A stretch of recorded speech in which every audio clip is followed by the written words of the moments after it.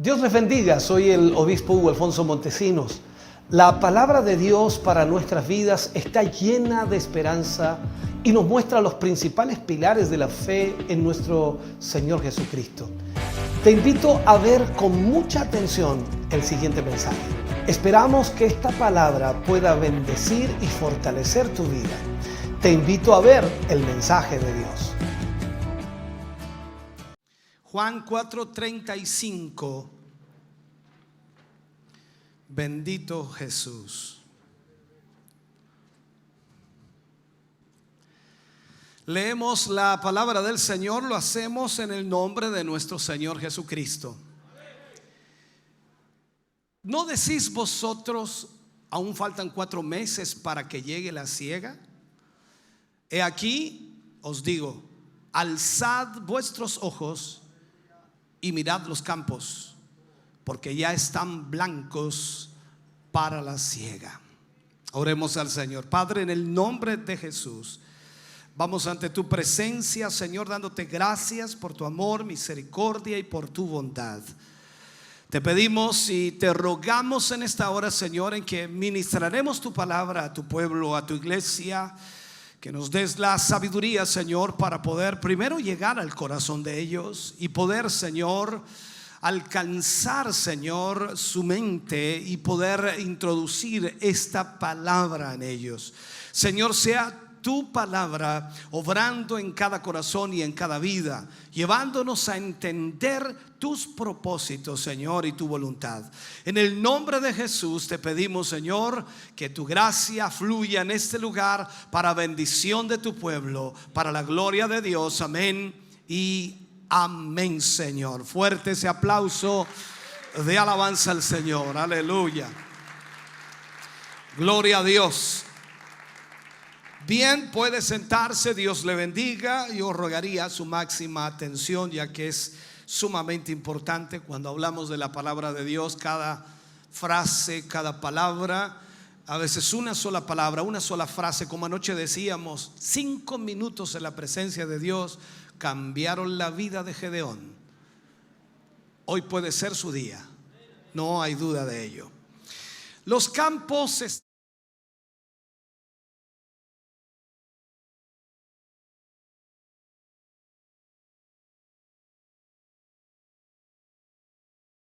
por supuesto debemos mirar todo el capítulo completo del libro de Juan, el capítulo 4.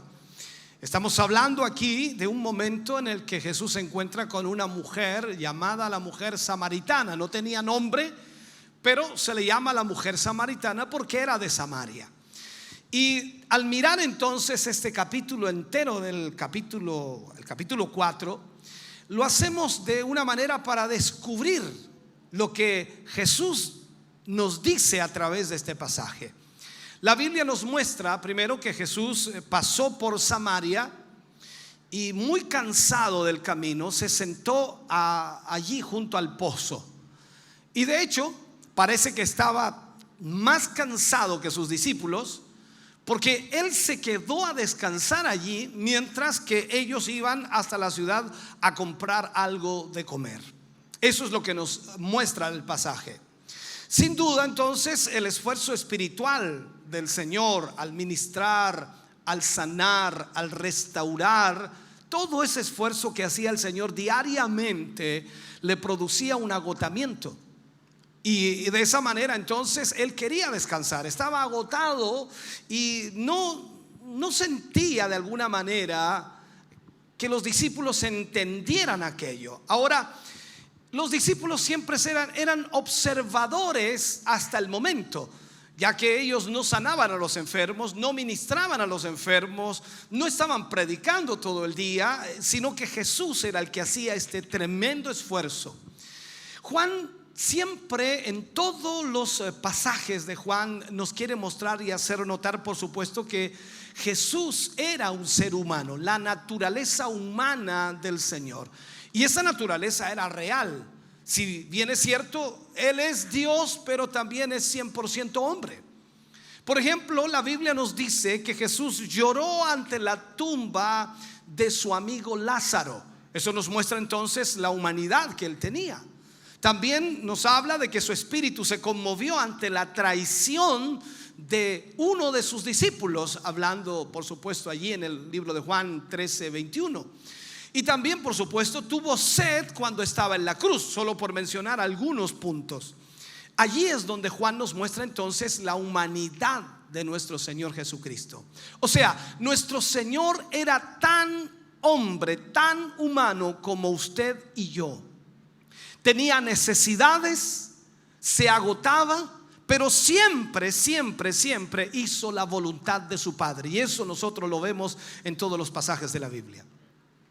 Fijémonos además en otro detalle importante en este pasaje. Observamos entonces que Jesús envió a sus discípulos a la ciudad a comprar algo de comer porque tenía hambre. Por supuesto, esto no tiene nada de extraordinario, pero cuando unos discípulos o unos capítulos más adelante en realidad vemos nosotros que el Señor Jesús multiplica panes y peces. Usted se acuerda de eso, ¿no? Entonces la pregunta que nos hacemos: ¿por qué envió a sus discípulos a comprar pan a la ciudad o a comprar algo de comer si él podía multiplicar panes y peces? Es una buena pregunta que podríamos hacerlo, ¿no? Él alimentó una multitud hambrienta sin necesidad de ir a comprar absolutamente nada. Entonces, ¿por qué el Señor no hizo un milagro de multiplicar panes y peces y de esa manera entonces hubieran saciado su hambre? Ahora, tenemos que entender esto. Nunca el Señor Jesús iba a hacer algo para su propio beneficio. La respuesta a esto es que el Señor no hacía milagros para satisfacer sus propias necesidades. Él se sujetaba totalmente a la orden normal de Dios en su vida, o sea, a las cosas también normales que existen. Vivía como todos los demás, como todas las personas normales, y él nunca utilizó su poder para un beneficio personal. Cuando usted mira los evangelios se da cuenta que en ningún momento Jesús utilizó su poder para eso. El objetivo entonces principal de sus milagros no era facilitar la vida de él mismo, sino de alguna manera poder mostrar el poder de Dios y la gloria de Dios a este mundo. Desde una perspectiva entonces humana, mirándolo así, podríamos nosotros pensar que el único propósito de Jesús cuando se quedó solo en el pozo era tener un rato de descanso mientras sus discípulos iban a comprar. Alguien dijo por allí que incluso a lo mejor estaba un poco hasta cansado de los discípulos, tanta conversación y tanta cháchara, dicen por allí, o tantas preguntas que le hacían. Quería descansar. Pero la verdad es que él tenía otros planes. Él sabía, recuerde que él conocía absolutamente todo, sabe absolutamente todo. Y eso nosotros a veces se nos olvida. Dios podía prever, o Jesús podía prever las cosas antes de que sucedieran. Entonces él había elegido esa ruta a Samaria porque estaba buscando a una mujer que necesitaba urgentemente la ayuda de Dios. Dios es así, hermano querido. Él sabía que en aquella hora esa mujer iría hasta el pozo a sacar agua. Según parece, viendo la historia, la hora sexta no debía ser la más apropiada para ir al pozo por agua, porque era la hora de más calor, ya que según el contexto esta mujer era la única persona en realidad que había elegido ir a esa hora de más calor a buscar agua al pozo.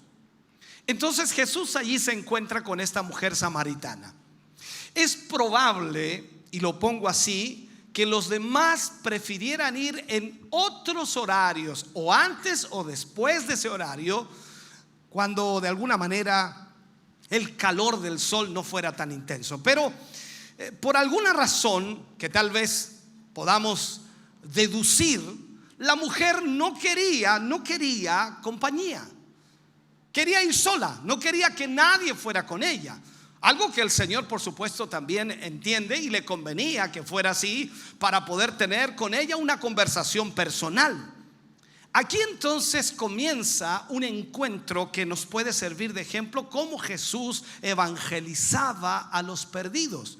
entendiendo también que esta mujer samaritana no pertenecía al pueblo de Dios, sino que era una mujer gentil, así se le llamaba a los que no eran judíos. Notemos especialmente entonces la forma sencilla en la que el Señor le expone la verdad a la mujer y al mismo tiempo le muestra la necesidad espiritual que tiene. Despierta de alguna forma la conciencia de esta mujer y le contestó todas las preguntas que ella tenía como inquietud en su alma. La lleva al final entonces a la fe en él, y que por supuesto reconoce que es el auténtico Mesías y Salvador del mundo. Vemos aquí entonces que Jesús fue quien comenzó la conversación. Él es el que comienza esta conversación con esta mujer samaritana. Y curiosamente lo hizo pidiendo un favor. Le dice: dame de beber. La mujer llega al pozo donde Jesús ya estaba. Por eso yo entiendo que siempre Jesús está antes de que usted llegue. A veces usted piensa que va solo y el Señor ya va con usted. Por lo tanto, el Señor comienza la conversación y le pide un favor. Dice: dame de beber. Ahora, no cabe duda de que en ese momento la mujer se sintió importante. Pongámonos un poco en el lugar de esta mujer. Ella era la que tenía o poseía los medios para sacar el agua del pozo. ¿Qué traía ella? Un cántaro o un balde, como usted quiera llamarle. Y es notable observar entonces cómo Jesús se acercaba a los hombres y a las mujeres con toda humildad, no buscando impresionar a las personas con su majestad y con su gloria, sino que lo hacía muy humildemente. Ahora, Jesús había pedido agua a la mujer. Y la pregunta que hacemos nosotros es: ¿por qué querría la mujer darle de beber a este desconocido, y más encima un hombre judío? Por eso la mujer viene y le contesta cuando le pide de beber y le dice: ¿cómo tú, siendo judío, me pides a mí de beber, que soy mujer samaritana? En la respuesta de la mujer, hermano querido, se percibe inmediatamente la desconfianza que había entre judíos y samaritanos. Había un problema muy serio allí.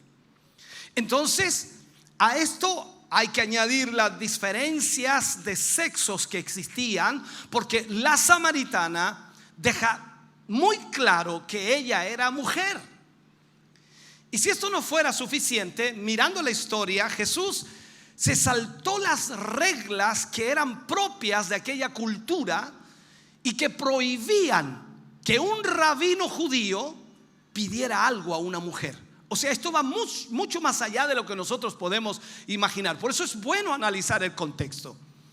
¿Qué es lo que hace Cristo? Cristo aquí no reconoció las divisiones o las enemistades entre los hombres y las mujeres, ya sea que éstas tengan su origen en la raza, la religión o incluso el sexo o cualquier otro aspecto de la vida. Él se saltó todo aquello. La razón es que todos los seres humanos estamos necesitados de salvación por igual. Por lo tanto, para el Señor, como dice la Escritura, Él no hace acepción de personas. Así que aunque judíos y samaritanos no se trataban entre sí, Cristo trató con todos de igual manera. Cristo trató con ellos y de la misma manera sigue haciéndolo en el día de hoy. No importa quién seas, no importa cómo te llames, no importa de qué país vienes, no importa de qué raza eres, no importa si eres blanco, moreno, no importa si eres rubio, si eres alto, eres chico, eres flaco, eres gordo, no interesa. El Señor trata con todos por igual, porque Él no hace acepción de personas. Entonces vemos aquí que a pesar de la negativa de la mujer, Jesús continúa la conversación diciéndole que tenía un agua mejor que la que había en ese pozo y que Él sí que estaría dispuesto a compartir con ella esa agua.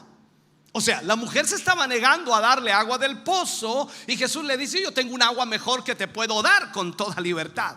De esta manera, entonces, inmediatamente nos damos cuenta que partiendo de algo material como el agua, el Señor comienza a hablarle acerca de las realidades espirituales, o sea, el don de Dios y el agua viva. Qué impresionante cómo lo hace el Señor, ¿no? Por último, le habla de sí mismo.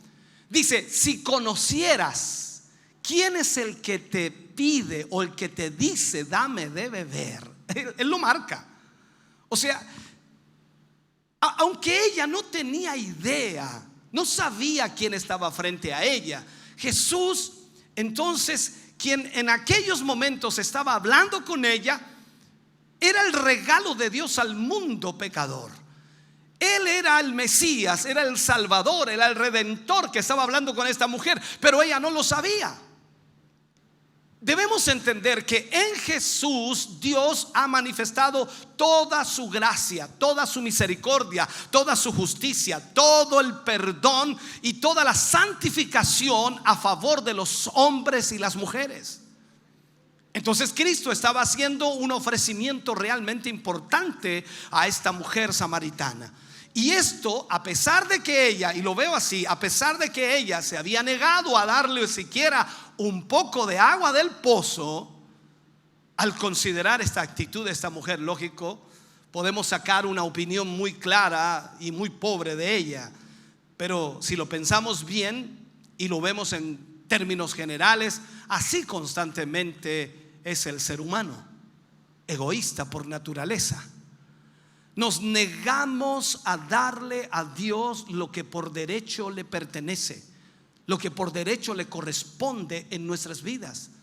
Pero aún así, Jesús sigue buscando la forma de ofrecerle el regalo precioso del agua viva. Esto es impresionante. Ante la negativa de la mujer, el Señor sigue tratando con ella. Evidentemente la mujer no comprendió el lenguaje espiritual que Jesús estaba utilizando, no lo entendió. Ella ignoraba que aquel judío con el que él estaba hablando era el Salvador del mundo. Y tampoco lograba entender la grandeza de la salvación que le estaba ofreciendo gratuitamente. Para ella, Jesús era un judío necesitado, cansado, con las manos vacías y sediento. Eso es lo que ella veía. ¿Qué podía ofrecerle Jesús a ella? Por el contrario, ella era una mujer autosuficiente, que contaba con los recursos necesarios para, de alguna manera, ayudarle a él a calmar su sed.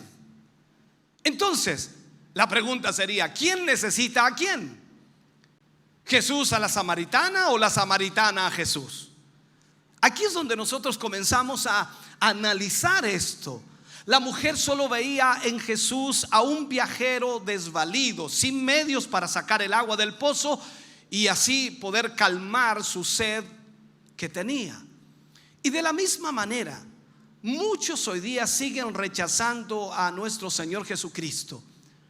Igual que ayer, siguen rechazándolo. Los hombres se sienten autosuficientes.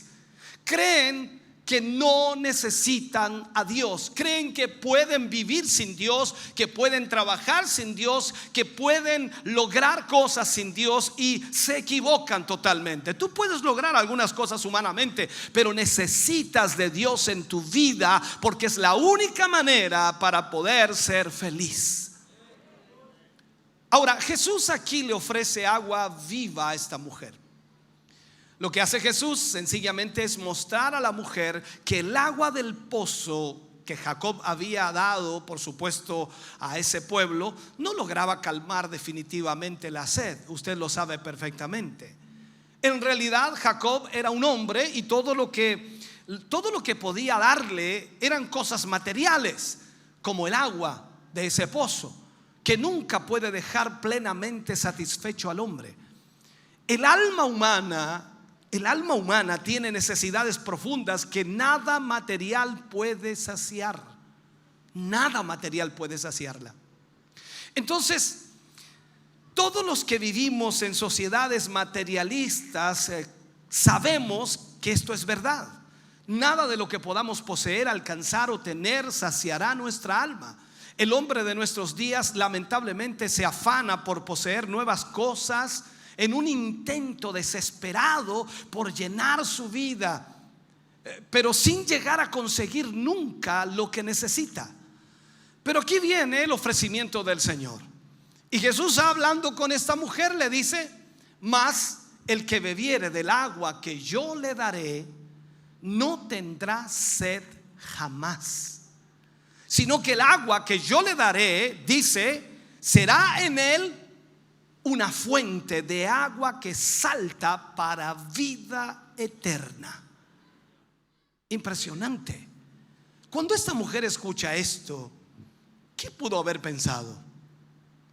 Cristo hace aquí una promesa universal, no tan solo para esta mujer, lo estaba haciendo también para nosotros, ya que solo Jesús puede llenar plenamente el vacío de nuestro interior y darnos la felicidad duradera. Yo no sé cuántos aquí son fieles al Señor, y yo creo que esa fidelidad Dios la ha coronado con la felicidad, el gozo y la alegría de ser hijos de Dios. Entonces, cuando nosotros sentimos esa felicidad por servir al Señor, no hay duda de que el Señor ha llenado nuestro corazón de ese gozo y nos mantiene gozosos en el Señor. Pero ¿cuántas personas viven en este mundo con una agonía, con una desesperación, sin alegría, sin gozo en sus vidas, porque lamentablemente no tienen un gozo ni una felicidad duradera? Como más adelante voy a explicar, esta mujer estaba sufriendo en su interior y Jesús lo sabía. Y aquí entonces lo que está haciendo el Señor Jesús es referirse en realidad al Espíritu Santo que Él daría a todos los que creyeran en Él. Ese Espíritu Santo que usted y yo tenemos hoy.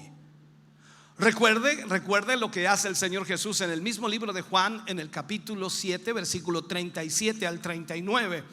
Él habla allí, dice: en el último y gran día de la fiesta, como este último día de la fiesta, Jesús se puso en pie y alzó la voz, dice, diciendo: si alguno tiene sed,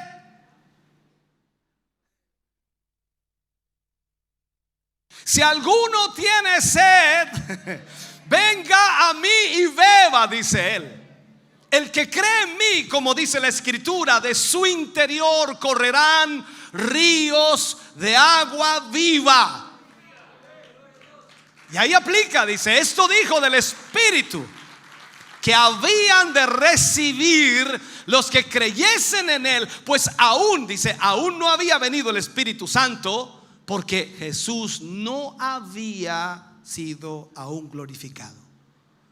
Jesús estaba hablando del poder del Espíritu Santo en la vida del creyente. Y esta oferta que le hace esta mujer, hermano querido, sigue estando vigente para todos los hombres y mujeres en cualquier parte del mundo. Ahora, de repente, mirando la historia, Jesús da un giro inesperado en la conversación y le dice a esta mujer: llama a tu marido. Cambió la conversación: llama a tu marido. Y la pregunta que nos hacemos nosotros: ¿qué necesidad habría que viniera su marido para que ella pudiera recibir el agua de vida? Bueno, en realidad su presencia no era necesaria en este sentido, puesto que cada persona puede tener un encuentro personal con el Señor. Entonces, lo que hagan en forma separada no implica en la salvación. Pero aquí debemos entender algo. En caso de que ella estuviera casada, Él le dice: llama a tu marido. Por tanto, el propósito del Señor era otro. Él quería que entendiera que no se puede disfrutar de los beneficios del Evangelio sin que previamente se enfrente el pecado con confesión y arrepentimiento. O sea, usted y yo debemos entender que no se puede disfrutar del evangelio si nosotros estamos en pecado. Sin duda, la samaritana, por supuesto, al igual que todos nosotros, tenía muchas cuentas pendientes en este asunto. Así que el Señor viene y le pregunta por su marido. El Señor, perfecto conocedor de lo que estaba pasando y entendiendo lo que esta mujer estaba viviendo, conocía y sabía perfectamente la vida de esta mujer. Entonces llama su atención sobre algo que a ella le causaba un dolor, una frustración: su fracaso matrimonial, su inmoralidad sexual. Evidentemente, toda la vida de esta mujer era como un libro abierto delante del Señor. El Señor conocía absolutamente cada detalle de la vida de esta mujer. La samaritana estaba al descubierto, no podía ocultar absolutamente nada delante del Señor. Y lo más que tenía miedo esta mujer era ser desenmascarada y ser expuesta a la luz. Pero ¿por qué le molestaba el tema? No tener marido no es ningún pecado, y lo digo así en forma general.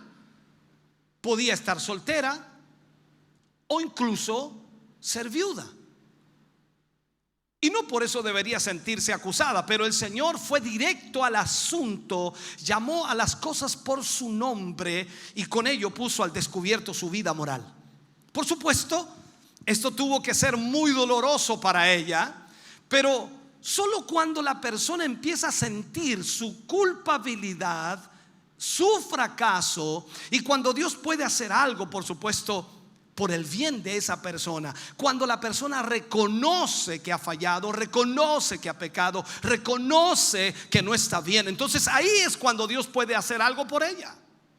Solo quien se reconoce enfermo va al médico.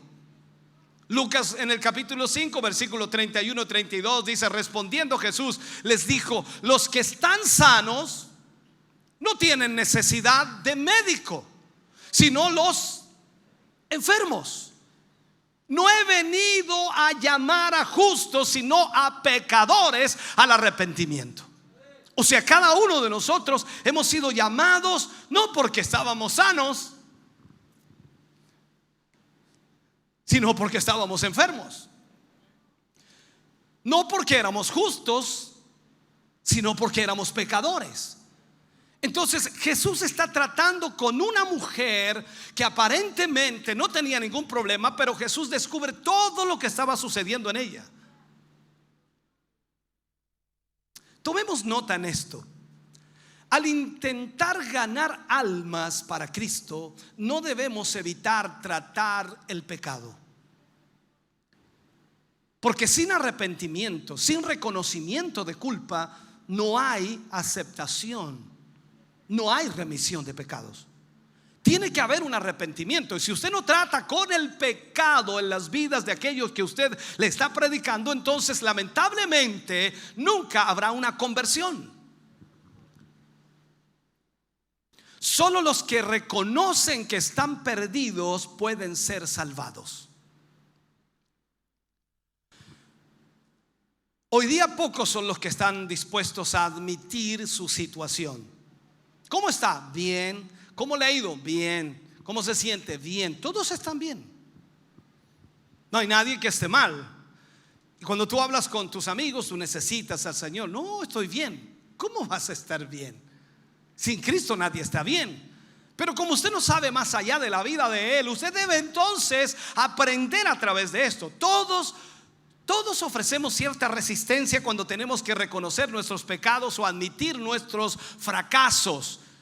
Seguramente por eso esta mujer intentó en ese momento desviar la conversación de su situación personal a una disputa teológica y muy de moda en aquel entonces. Ella va y le responde al Señor cuando le pide que vaya por su esposo. Entonces le dice: nuestros padres adoraron en este monte, y vosotros decís que en Jerusalén es el lugar donde se debe adorar. Entonces Jesús también le responde. Eran las inquietudes que ella tenía, y él le habla de los verdaderos adoradores. Entonces la pregunta que ella hacía es: ¿dónde debemos adorar realmente? Otros sacan la conclusión de que en todas las religiones hay algo de verdad y que lo que debemos hacer es sencillamente entresacar lo mejor de cada una de ellas. Ese es el concepto generalizado de todos. Y aún hay quienes piensan que lo importante es creer en algo, pero no es posible adorar adecuadamente a Dios si desconocemos su palabra. No es posible adorar verdaderamente al Señor si desconocemos quién es Él. Entonces a esto viene y le habla el Señor Jesús cuando más adelante le dice: los verdaderos adoradores adorarán al Padre en espíritu y en verdad. Entonces tenemos que reflexionar muy seriamente sobre este asunto, porque se puede ser un falso adorador si tenemos un conocimiento insuficiente de la palabra de Dios. Entonces podemos transformarnos en un falso adorador. Y eso existe mucho hoy dentro de la iglesia evangélica. En lo que hemos avanzado, hermano querido, sé que te preguntas: ¿y cuándo hablaremos de la cosecha, pastor? ¿Cuándo hablaremos de la cosecha? Ahora, si has estado atento, te darás cuenta que te he dado una clase de evangelismo a través del ejemplo de Jesús, para que aprendas cómo hacer tu siembra y luego traigas tu cosecha a esta iglesia.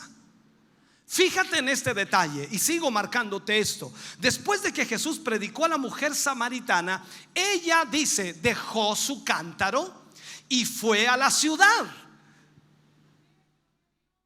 ¿Me estás escuchando? Y de seguro el cántaro le impediría llegar rápido a la ciudad. La mujer en realidad ya había empezado a sentir la urgencia de comunicar a todos lo que ella había descubierto y lo que acababa de Jesús hacer con ella. Entonces no es difícil entender que su corazón estaba rebosando de alegría, rebosando de gozo por todo lo que había escuchado. Por lo tanto, llevar el cántaro con ella solo serviría para retrasarla.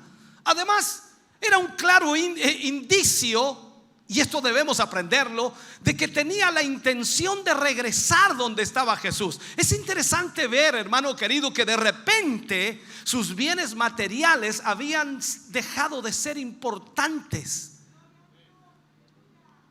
¿Sabe?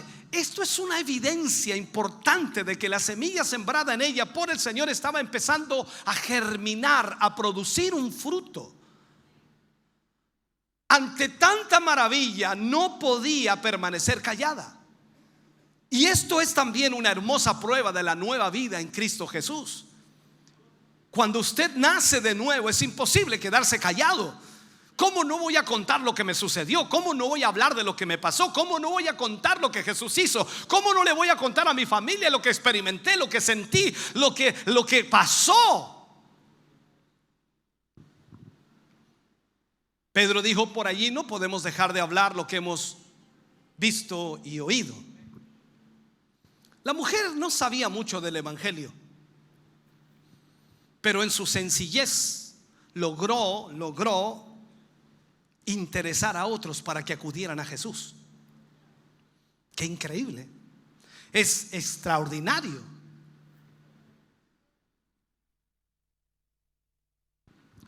Recordemos algo. Mientras Jesús se quedó descansando junto al pozo, los discípulos habían ido a la ciudad a comprar de comer. ¿Usted recuerda eso? Ahora, cuando ellos regresaron, les extrañó que Jesús no quisiera comer. Los manda a comprar algo para comer y cuando ellos vuelven ya no quería comer. Ellos no lograron entender eso. Es aquí cuando el Señor le dice a sus discípulos: alzad vuestros ojos y mirad los campos, porque ya están blancos para la siega. Te he dado todo el contexto de este capítulo para que logres entender por qué Jesús dijo esto. Evidentemente los discípulos no comprendían la urgencia de la obra del Señor, lo que Él estaba realizando. Por eso Él les dice: ¿no decís vosotros aún falta 4 meses para que llegue la siega? Se entiende que hay un periodo, por supuesto, de varios meses entre la siega y la siembra, por lo que de alguna manera se podía actuar sin prisa. Eso suena muchas veces al tipo de excusa que nosotros ponemos y habitualmente lo hacemos, ¿no? Mis familiares, mis vecinos y compañeros de trabajo no tienen interés en Dios. Ya les hablaré en otro momento, en otra oportunidad. No se ha dado el momento, no se ha dado el tiempo.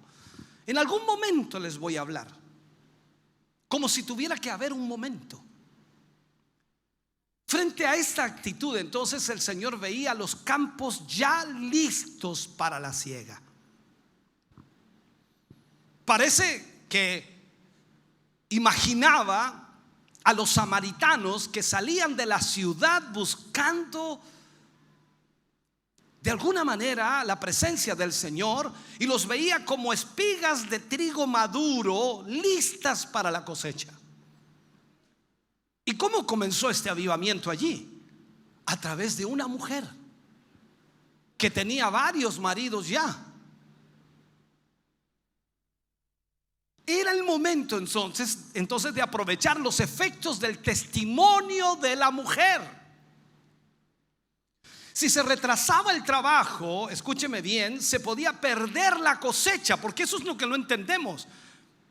Si se retrasa el trabajo, podemos perder la cosecha. Y eso nos enseña que hay que aprovechar cualquier oportunidad que el Señor nos da, porque puede no volver nunca esa oportunidad. ¿Qué estaba a punto de suceder? Jesús había sembrado y ahora se acercaba la hora de la cosecha. Usted dice: pero si recién le habló a la mujer, ¿quién se iba a salvar todavía? Para el final de esta historia, muchos hombres y mujeres encontrarían la salvación de Dios, porque cuando usted termina el capítulo 4, se da cuenta que esta mujer fue hasta su pueblo, a su aldea, como queramos llamarlo, y le contó a todos los que podía lo que había sucedido y lo que Jesús había dicho de ella y cómo le había dicho todas las cosas. Y de allí salió una montonera de gente que vino hasta donde Jesús estaba para oírlo. No tan solo esta mujer tocó el corazón de muchos porque sabían quién era, pero el cambio había sido asombroso, y de esa manera entonces todos vinieron y le pidieron a Jesús que se quedara con ellos 2 días, y se quedó 2 días y muchos creyeron en Jesús.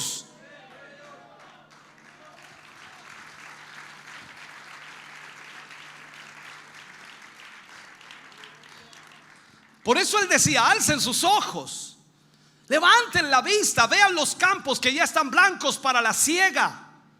Imagínate, miles de personas descendiendo de la ciudad, viniendo hacia ellos. ¿Logras percibir lo que Dios nos está diciendo, hermano? Lo que quiere mostrarnos de alguna manera. Para que los inconversos crean, los nacidos de nuevo, o sea, usted y yo, debemos compartir nuestra experiencia con Dios de la misma manera que hizo esta mujer samaritana. No necesitó hablar del evangelio en sí, de la doctrina. Necesitó contar lo que le había pasado.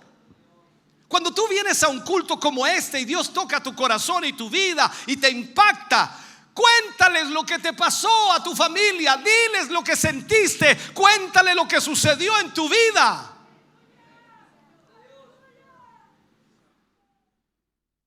Ella predicó lo que sabía, lo que experimentó, nada más que eso. No hizo cursos ni tuvo seminarios para que le instruyeran a qué decir o qué predicar. Solo necesitó un encuentro con Jesús y cambió toda su vida.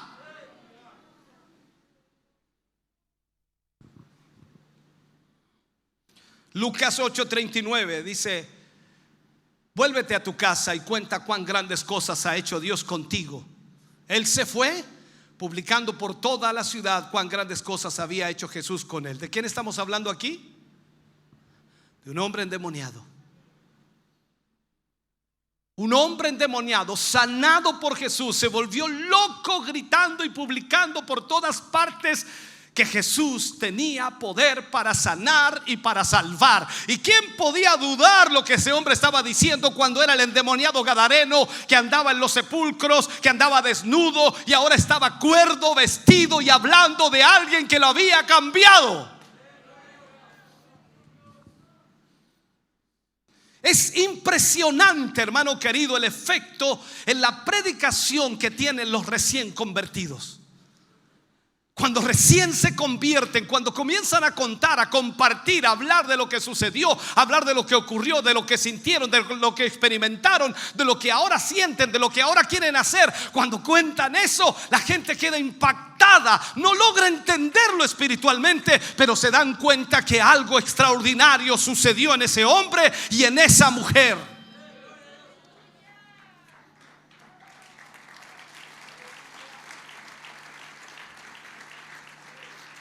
Sin tener gran conocimiento, sin saber mucha teología, lo único que anhelan es mostrar a Cristo. Y parece que hay algo que nos ha hecho mal a nosotros los cristianos. A lo mejor el conocimiento nos ha envanecido, como le dijo Pablo a los corintios. Si miras atrás te darás cuenta inmediatamente de cuánto bien Dios ha hecho en tu vida.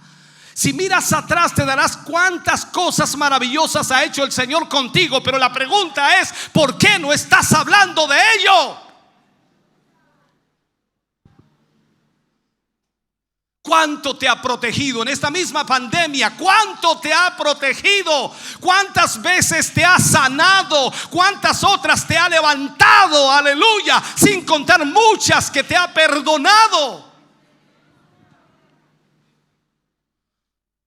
Te pregunto, hermano querido, ¿no serán motivos suficientes para gritarle al mundo que hay un Cristo que es real, que es verdadero, que es maravilloso, que ama al pecador y que tiene el poder más vigente que nunca para seguir transformando la vida de hombres y mujeres, como lo ha hecho contigo y como lo ha hecho conmigo? ¿Sabe? Tengo y tenemos muchas cosas que decir de Jesús. No podemos callar. No debemos callar. Esto no es un asunto, ¿vas a la iglesia? Sí, a veces. No, cuéntale lo que hizo el Señor contigo. Todo lo que hacemos es, le invitamos a la iglesia, le invitamos a la iglesia, le invitamos a la iglesia. ¿Qué hacen allí? Cantan. ¿Y qué hacen allí? Es bonito. ¿Qué hacen allí? Cuéntale lo que ha hecho el Señor contigo. Háblales de eso.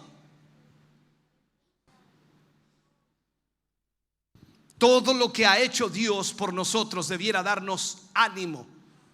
Debiera estar de alguna manera, debiéramos estar buscando las oportunidades, pidiendo primero sabiduría para llegar a las personas con la palabra de Dios. Porque si de algo estoy seguro, hermano querido, que razones tenemos más que suficientes para hablar de nuestro Cristo. No te preocupes cuán pecador sea a quien le vas a predicar, aunque sea el más malo del mundo, aunque sea el pecador más grande del mundo. No te preocupes, tal como Dios habla en Isaías capítulo 1 versículo 18. Dice: venid luego, dice Jehová, y estemos a cuenta. Si vuestros pecados, dice, fueren como la grana, como la nieve, serán emblanquecidos. Y si fueren rojos como el carmesí, vendrán a ser como blanca lana. No importa cuán grande sea el pecador que tienes enfrente, ese hombre, esa mujer necesita de Dios, y solo tú puedes llegar a Él con lo que Cristo ha hecho por tu vida.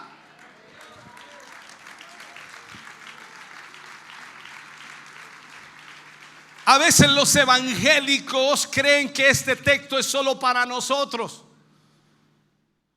Para nosotros, y dice: venid luego, dice Jehová, estemos a cuenta de vuestros pecados. El Señor nos perdona nuestros pecados. No es tan solo para ti, es para todos los hombres y mujeres. Alza tus ojos Y mira, hay tanta necesidad de Dios en la gente hoy. Solo tienes que abrir tu boca y contar las maravillas de Dios. Solo eso. El resto lo hace el Señor, el Espíritu Santo, quien es el que toca, quien convence, quien cambia. Tú no los vas a cambiar, pero tú les vas a dar la pauta de lo que Dios puede hacer. Estamos en tiempos de compartir el evangelio. Levantar nuestros ojos implica urgencia en la cosecha. Darnos cuenta del tiempo que vivimos. Los campos ya están blancos, así que tenemos que estar preparados para actuar rápidamente. Y la pregunta es: ¿qué estamos esperando?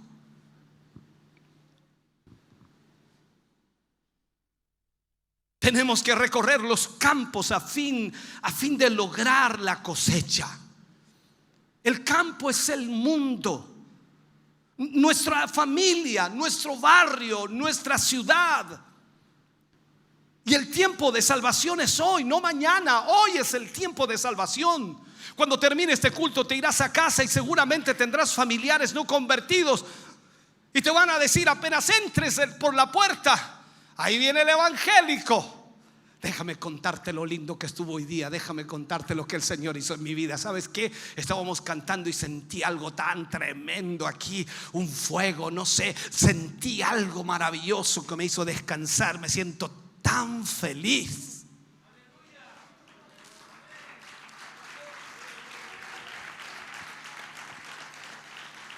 Puedes usar ese problema, puedes usar esa dificultad, puedes usar esa enfermedad. ¿Te acuerdas en la mañana que me levanté apenas y tú me dijiste que no fuera a la iglesia, pero yo dije quiero ir? ¿Te acuerdas que me dolía aquí, me dolía acá, me dolía allá? Bueno, te cuento que cuando llegué al culto estábamos cantando y de repente el dolor se fue y de repente me vi corriendo, saltando, brincando y ahora no me duele nada. Ese fue Jesús el que hizo ese milagro. Dios es poderoso.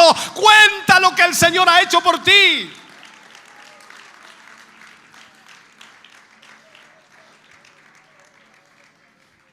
La palabra de Dios es el instrumento de la cosecha. Jamás obedeceremos correctamente el mandato de Cristo si ignoramos su palabra. Ve y cuenta cuán grandes cosas ha hecho el Señor por ti. Si quieres ver a las personas arrepentirse de sus pecados y pasar por una transformación de vida, tenemos que predicarle la palabra. Nada más que la palabra. La cosecha será abundante. Ahora, si el foco está en el evangelio y no en los evangelistas, vamos entonces a lograr lo que realmente debe hacer el evangelio. Porque hoy día pareciera que no, hay que traer un evangelista para que se salven las almas. No, hay que predicar el evangelio.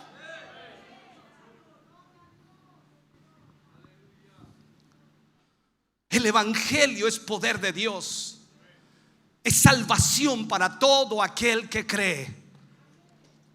Hoy más que nunca necesitamos entender esa realidad, hermano querido, y eso es lo que Dios quiere que nosotros hagamos.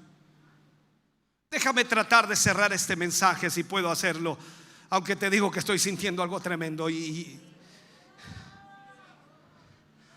ojalá logres entender lo que yo entiendo. Ojalá logres captar lo que Dios nos está hablando.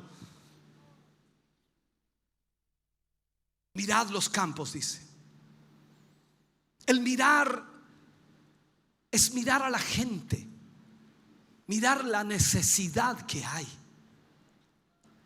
Hay una conexión entre los ojos y el corazón, entre lo que se ve y lo que se siente. En el libro de Mateo capítulo 9 versículo 36 al 38 vemos esta conexión.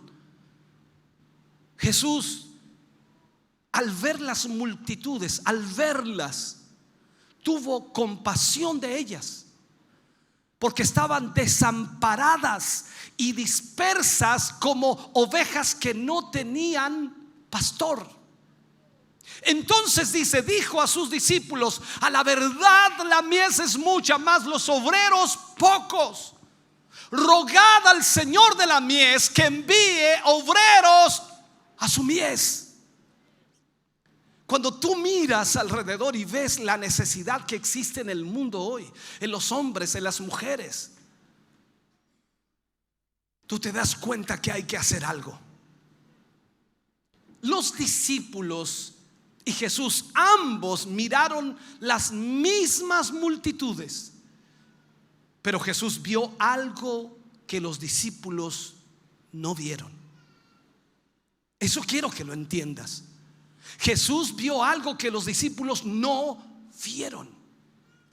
Él vio angustia en la gente. Él vio necesidad espiritual en la gente. Él vio que estaban como ovejas sin pastor. Los discípulos no. Los discípulos vieron multitudes, multitudes, solo multitudes. Él vio personas acosadas por presiones, atormentadas por su pasado, atormentadas por demonios, agotados por el presente, asustados por el futuro. Pasamos mucho tiempo preocupados por nuestras necesidades, por nuestras propias dificultades, por nuestros propios problemas, que dejamos de mirar hacia los campos y ver cómo está la necesidad hoy día. Nos olvidamos de ellos, nos olvidamos de aquellas personas.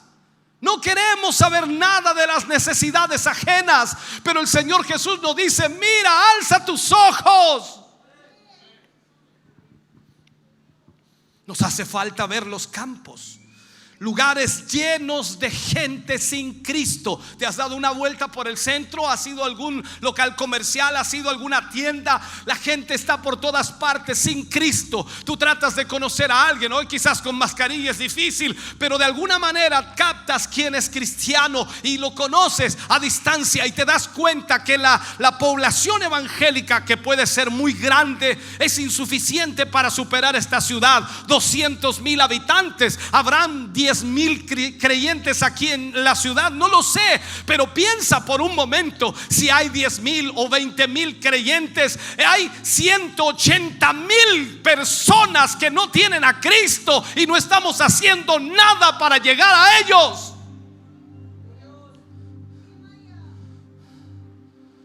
Nos hace falta ver lugares llenos de gente, matrimonios que fracasan, jóvenes sumergidos en la droga, el aumento de prostitutas, borrachos, homosexuales, lesbianas que se destruyen día a día. Vemos a cada inconverso un alma necesitada de Dios, una vida que hay que rescatar, o de lo contrario el infierno les espera. Alza tus ojos, iglesia. Pídele al Señor amor por los perdidos. No sea que la cosecha se eche a perder por falta de labradores. La cosecha requiere esfuerzo. Hay que tener paciencia, hay que tener perseverancia. Escúchame bien lo que te voy a decir. Jesús te ha llamado a ti y a mí para esta última cosecha de hombres y mujeres que necesitan a Jesús. ¿Por qué lo digo? Porque el Rey ya viene. Estamos a las puertas del suceso más extraordinario en la historia de la humanidad. Jesús viene por su iglesia, pero hay un mar de gente perdida. Y tú y yo hemos recibido la bendición de Dios para hablar de aquella bendición. Hemos sido tocados y alcanzados por el Señor para mostrar lo que Él ha hecho con nosotros. La cosecha no es una actividad llamativa que genere aplausos. Es trabajo duro. La pregunta en esta mañana o en esta tarde es: ¿usted va a trabajar para esta última gran cosecha? ¿Va usted a disponerse para esta última gran cosecha? Es la única ocupación que merece la pena dedicar la vida. Lo único que podemos hacer mejor es dedicar nuestra vida para salvar almas. La cosecha ya es del Señor, pero tiene que ser recogida. El Señor se encargará de tocar a esa persona inconversa. Solo cuéntale lo que el Señor ha hecho por ti. Cuéntale lo que el Señor hizo en tu vida. Cuéntale lo que el Señor ha realizado, lo que está haciendo cada día, cómo te protege, cómo te cuida, cómo te guarda. Cuéntale. El Espíritu Santo se encargará de tocar su corazón, de quebrantarlo, de llevarlo al arrepentimiento.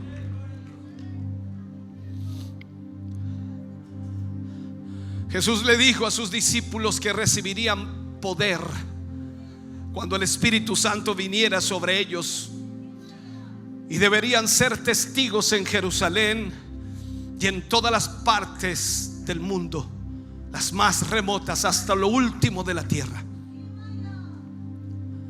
Afuera de este lugar te esperan vidas vacías, gente perdida, sin esperanza, desamparados y sin consuelo. Muchos de nosotros éramos parte de esas multitudes perdidas, pero por la misericordia de Dios nos sacó del lodo cenagoso, nos limpió con su sangre preciosa, restableció nuestra dignidad, nos ofreció perdón, nos llenó de vida y vida en abundancia.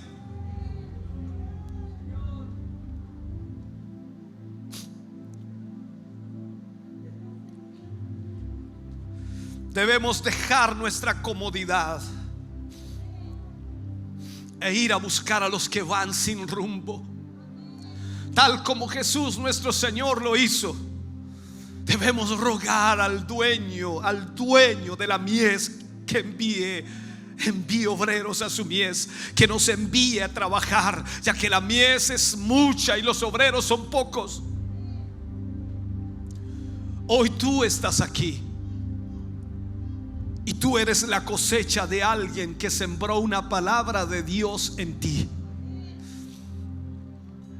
Tú no estás aquí por casualidad. Tú no llegaste a este evangelio por casualidad. Alguien te habló de Jesús. Alguien ministró tu corazón y eso cambió tu vida. Comenzamos hace 28 años este ministerio, sin duda de la forma más precaria para sembrar la palabra. Teníamos lo justo y necesario, quizás y hasta insuficiente, un par de parlantes, un micrófono, nada más. Pero sabes, teníamos pasión por las almas. Hoy han pasado 28 años, pero aún hay pasión. Sigue más viva que nunca en nuestros corazones.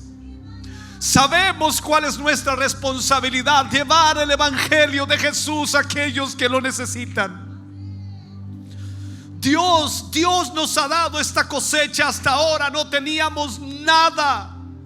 Cuando comenzamos no teníamos nada, y eso nos hace pensar ahora mismo, en este momento, hermano querido, cómo será la cosecha que viene.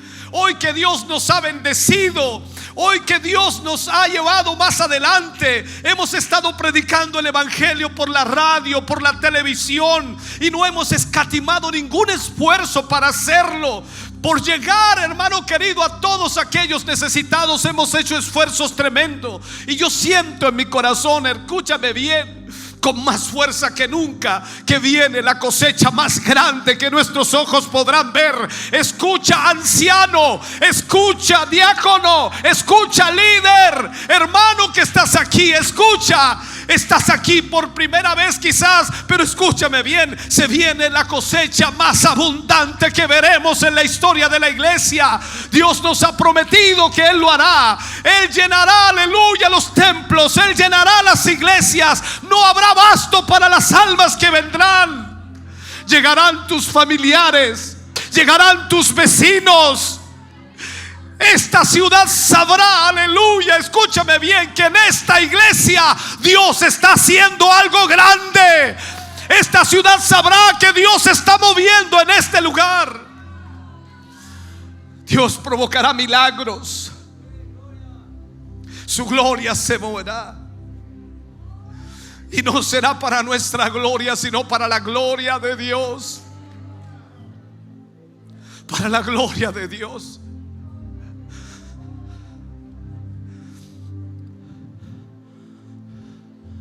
Hoy te pregunto, iglesia, ¿quieres ayudarnos a recoger la cosecha? ¿Quieres ayudarnos?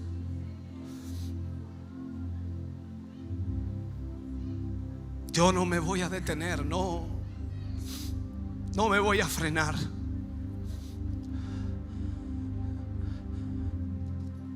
Pero querrás tú ayudarnos.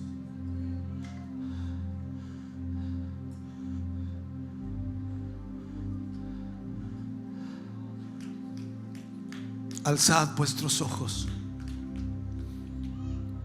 y mirad los campos, porque están blancos para la siega, listos. Ponte de pie, iglesia, por favor.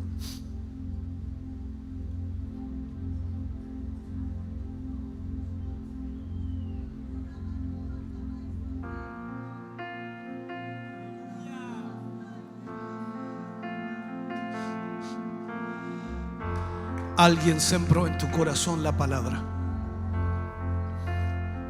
y tú estás aquí por ello. Ahora tú debes hacer lo mismo. Lo que has recibido por gracia, debes darlo por gracia. ¿Cómo no agradecer a Dios por su inmenso amor y misericordia? ¿Cómo no agradecer a Dios si Él ha sido bueno?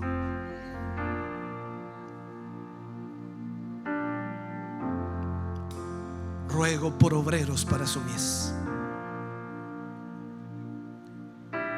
Estoy pidiendo y orando por obreros para su mies. ¿Serás tú ese obrero? ¿Serás tú ese hombre y esa mujer que le contará a todo el mundo lo que Él ha hecho por ti? Que no se avergonzará de que le llamen evangélica o evangélico, sino que será una honra y un honor ser un hijo de Dios. Que podrá contarle a todos sus familiares que el Señor es lo máximo para él. Que ese Jesús que cambió su vida puede cambiar la vida aún del más vil pecador. ¿Quieres ayudarnos a recoger esta cosecha? Ven al altar en esta mañana, por favor. Ven al altar. Oh Jesús, aleluya. Somos pueblo, linaje escogido por Dios, sí, Jesús, para anunciar sus virtudes. A la luz Él nos llamó. Es tiempo de tomar nueva tierra, conquistar. Tiempo de avanzar y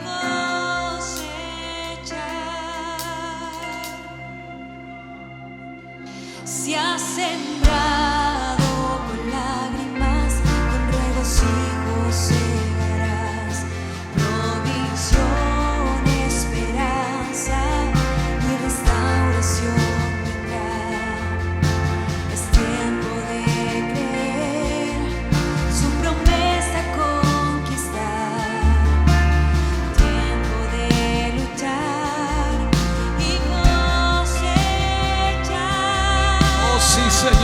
Jesús.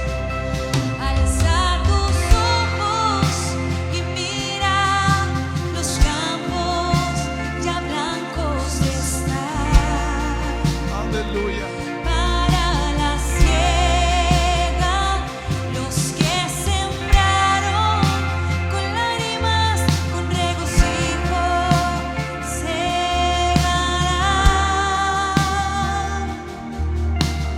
Década de cosechar, es tiempo ya de actuar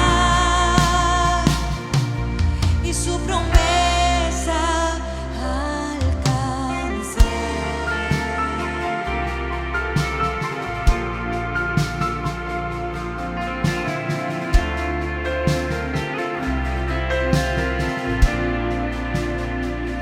La mies es mucha y madura, lista para recoger.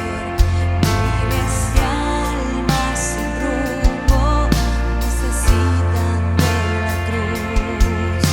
Es tiempo ya de hablar, a Cristo proclamar. Es tiempo de anunciar y cosechar.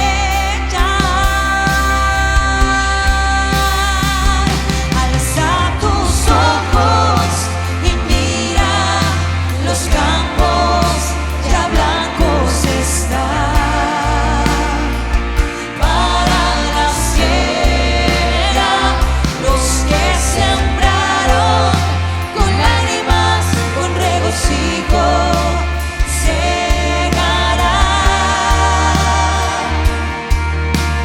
Década de cosechar, es tiempo ya de actuar, su promesa alcanzar.